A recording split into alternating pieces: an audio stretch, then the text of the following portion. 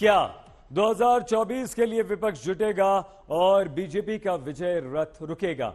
ये सवाल इसलिए क्योंकि बिहार के मुख्यमंत्री नीतीश कुमार ने दिल्ली में डेरा डाला हुआ है, तो विपक्ष को एकजुट करने के लिए नेताओं के घरों की वो परिक्रमा कर रहे हैं।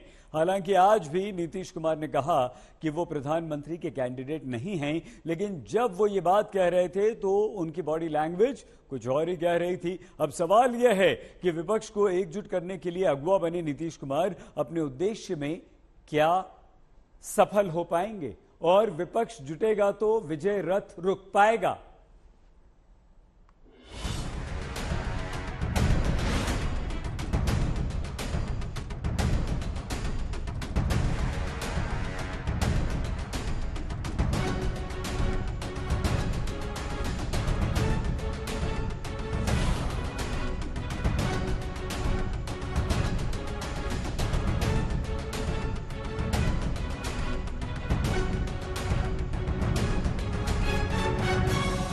बिहार मॉडल क्या चीज है? हम लोग तो देश का मॉडल बनाने में लगे हैं। बिहार कौन चीज है? अरे अकेले बिहार का क्या मॉडल? लेफ्ट नेता डी राजा से मिलने के बाद नीतीश ने ये बयान दिया, जिससे लग रहा है कि उनकी नजर अब सिर्फ दिल्ली के सिंहासन पर है। एक पूछ देते हैं आप लोग, हम इसके क्लेमेंट है ही नहीं, उसके इच्छुक भी नहीं है। हम तो सब लोगों को एकजुट करने में। नीतीश कुमार भले कह रहे हों कि वो पीएम कैंडिडेट नहीं, लेकिन उनकी बॉडी लैंग्वेज उनके बयान से मैच नहीं कर रही। बीजेपी कह रही है बिहार बाढ़ में डूब रहा है और मुख्यमंत्री पॉलिटिकल पर्यटन पर निकले हैं। देखिए, मन में तो लड्डू फूट रहा है, नारे लगवा रहे हैं, होर्डिंग लगवा रहे हैं, लेकिन अब बैकफुट पर आ गए। उनको लगा कि प्रधानमंत्री की दावेदारी के बारे में अभी से बोलेंगे तो दिक्कत आ सकती है। लेकिन देखिए, कोई किसी को स्वीकार नहीं करेगा। क्या राहुल गांधी को अरविंद केजरीवाल स्वीकार करेंगे? क्या ममता बनर्जी उनको स्वीकार करेंगे? क्या टीआरएस उनको स्वीकार करेंगे? तो कोई नेता एक दूसरे को स्वीकार नहीं करेगा। मिशन 2024 के लिए विपक्ष को एकजुट करने के लिए निकले नीतीश कुमार ताबड़तोड़ मुलाकात कर रहे हैं। कल नीतीश ने कांग्रेस के पूर्व अध्यक्ष राहुल गांधी से मुलाकात की, तो आज दिल्ली के मुख्यमंत्री अरविंद केजरीवाल के साथ मंथन किया। उन्होंने लेफ्ट नेता सीताराम येचुरी और डी राजा से भी मुलाकात की।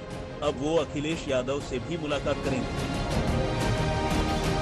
नीतीश कुमार की दूसरी अहम बैठक कहेंगे इसको। पहला राहुल गांधी के साथ और दूसरी बैठक अरविंद केजरीवाल के साथ, जो कम से कम 1 घंटा लंबी चली है। उसके बाद यहां से नीतीश कुमार अब निकले हैं, लेकिन क्या कुछ इस बैठक में हुआ? क्या 2024 को लेकर बात हुई? क्या 2024 में कौन रहेगा विपक्षी चेहरा, उस पर बात हुई? या एक औपचारिक तरीके से सामने आकर आम आदमी पार्टी को यह संकेत देना था कि आप एक अहम विपक्षी पार्टी बन रहे हैं और आपको भी 2024 की लड़ाई में एक साथ आना है? नीतीश जब लेफ्ट नेता सीताराम येचुरी से मिलने पहुंचे तो दोनों के बीच गर्मजोशी साफ देखी गई। दोनों के बीच इस बात पर मंथन हुआ कि 2024 के लिए कैसे विपक्षी एकता बनी रहे, क्योंकि सब साथ आए तो बीजेपी का विजय रथ रोका जा सकता है। ये सब मेरा पुराना संबंध है। आज तो हम लोग फिर एक साथ हो गए। अब हम लोगों की कोशिश है, आपस में हम लोग सब अब यही बात कर रहे हैं कि हम सब लोग पूरे देश में सब जो है लेफ्ट पार्टी जो स्थानीय पार्टियां हैं डिफरेंट राज्यों में, कांग्रेस, सब अगर एक साथ मिल जाएंगे तो बहुत बड़ी बात होगी। ये सब गलत बात है। देखिए, अरे नहीं, आप एक पूछ देते हैं आप लोग, हम इसके क्लेमेंट है ही नहीं, उसके इच्छुक भी नहीं है। हम तो सब लोगों को एकजुट करने में।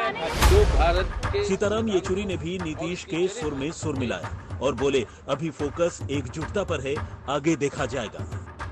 पहला टास्क है, जैसे इन्होंने कहा कि सबको एकजुट करें, जो भारत के संविधान को और उसकी चरित्र, एक धर्मनिरपेक्ष जनतंत्र का गणराज्य, उसको जो बचाएंगे, उसके आधार पर हम जो है आगे की बात सोचें। नीतीश कुमार पर उनके पूर्व सहयोगी रहे आरसीपी सिंह ने जोरदार हमला बोला, तो नीतीश ने भी पलटवार करने में देरी नहीं की।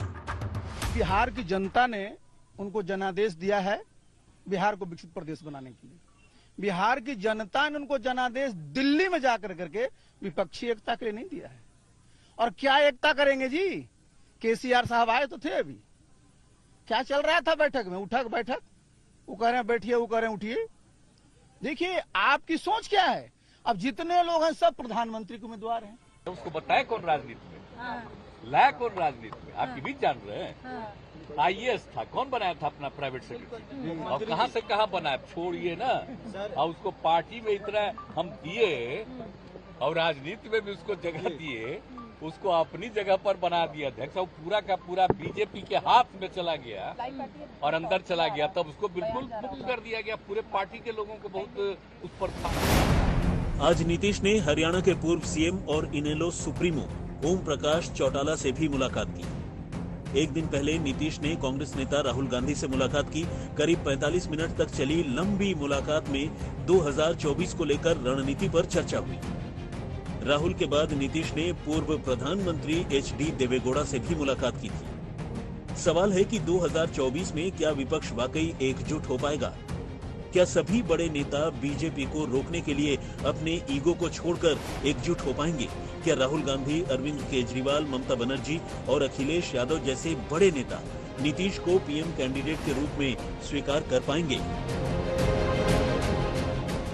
जितेंद्र बहादुर सिंह के साथ आज तक ब्यूरो। क्या मौजूदा समय में थर्ड फ्रंट की सरकार बनना आसान है? कांग्रेस को केजरीवाल ममता पसंद नहीं, अरविंद केजरीवाल को राहुल गांधी पसंद नहीं, ममता के नाम पर भी विपक्ष एकजुट नहीं। तो क्या 2024 में नीतीश कुमार ही विपक्ष के प्रधानमंत्री पद के उम्मीदवार होंगे? क्योंकि अखिलेश यादव, तेजस्वी यादव, केसीआर, देवेगौड़ा जैसे नेता नीतीश के नाम पर रजामंद दिख रहे हैं। –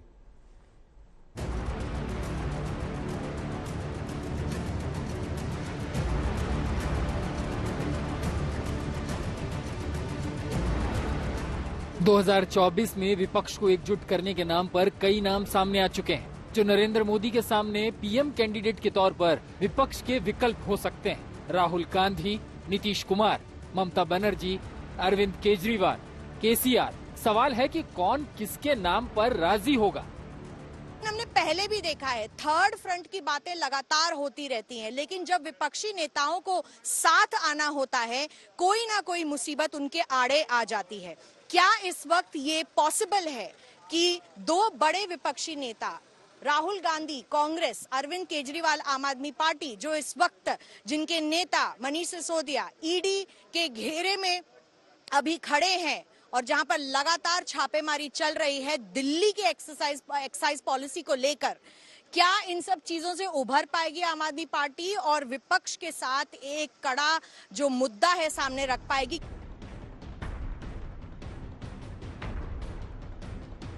विपक्षी दलों को ऐसे नेता की तलाश है जिस पर सभी दल एकमत हो सके।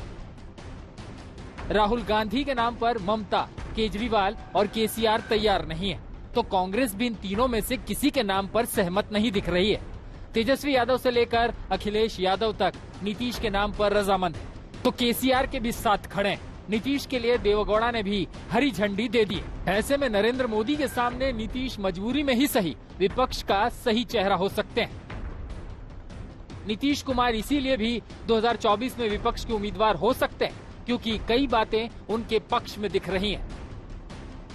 8 बार मुख्यमंत्री पद का लंबा अनुभव है, किसी भ्रष्टाचार का आरोप नहीं है, सियासी बैलेंस बनाने में महारत है, ओबीसी फैक्टर में फिट है नीतीश कुमार, बीजेपी के ओबीसी वोट बैंक में सेंध संभव कर सकते हैं, मजबूरी में कांग्रेस को भी मंजूर है, तीसरे फ्रंट को भी एकजुट करने में सक्षम है। हालांकि नीतीश के पूर्व सहयोगी प्रशांत किशोर कहते हैं कि नीतीश की हर कोशिश नाकाम होगी। नीतीश जी अभी तक तो 1 महीना पहले तक तो पक्ष में थे, अभी 1 महीना के बाद विपक्ष की गोलबंदी कर रहे हैं, तो उस पर उसकी विश्वसनीयता कितनी है ये तो जनता पर ही आपको छोड़ना पड़ेगा। लेकिन मुझे ऐसा नहीं लगता है कि बिहार में जो नया राजनीतिक प्रयोग हुआ है उसका देशव्यापी कोई परिणाम होगा। इधर कांग्रेस को भरोसा है कि अगर 2024 में विपक्ष एकजुट हो जाए तो बीजेपी 100 सीट के अंदर सिमट जाएगी। मेरा ये दृष्टिकोण पहले दिन से है कि 31.8% वोट 2014 में मोदी जी को मिला था जो 68.2% वोट, अगर हम इसको यूनाइट कर लें तो मोदी जी और भाजपा सैकड़ा नहीं छू सकते, 100 के नीचे रहेंगे। उधर दिल्ली के मुख्यमंत्री अरविंद केजरीवाल भी 2024 को लेकर अंदर ही अंदर काफी उत्साहित दिख रहे हैं। केजरीवाल गुजरात, हरियाणा, हिमाचल जैसे राज्यों में घूम घूम कर बीजेपी के खिलाफ माहौल बना रहे हैं। वो कल से हिसार से अपने मिशन का आगाज कर रहे हैं। मैं हर राज्य में जाऊंगा, लोगों से मिलूंगा और लोगों को इस मूवमेंट से, इस आंदोलन से, इस कैंपेन से जोड़ने की कोशिश करूंगा। कल मैं इसकी शुरुआत कर रहा हूं। सबसे पहले मैं अपने जन्म स्थान पे जा रहा हूं, हरियाणा में, हिसार में। मैं हिसार में पैदा हुआ था। हिसार में एक गांव है, हिसार के पास सिवानी, वहां पे पैदा हुआ था। हिसार से मैं अपनी इस शुभ यात्रा का, पवित्र यात्रा की शुरुआत कर रहा हूं।